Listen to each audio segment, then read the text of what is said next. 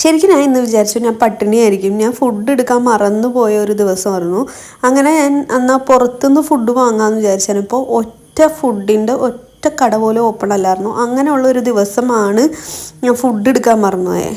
അവസാനം ഞാൻ കറങ്ങി തിരിഞ്ഞ് ഏതോ ഒരു കടയിൽ ഞാൻ കയറി കഴിഞ്ഞപ്പോൾ വെറും 90 രൂപക്കുള്ള ഫുഡാണ് നിങ്ങൾ ഈ കാണുന്നത്.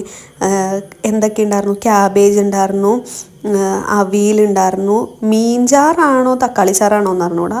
അത് എന്ത് കറിയാണെന്ന് എനിക്ക് മനസ്സിലായില്ല. പക്ഷേ കിച്ചടി പച്ചടി എല്ലാം ഉണ്ടായിരുന്നു. പപ്പടം മുതൽ എന്താ പറയുക, മോര് കറി, സാമ്പാർ കറി.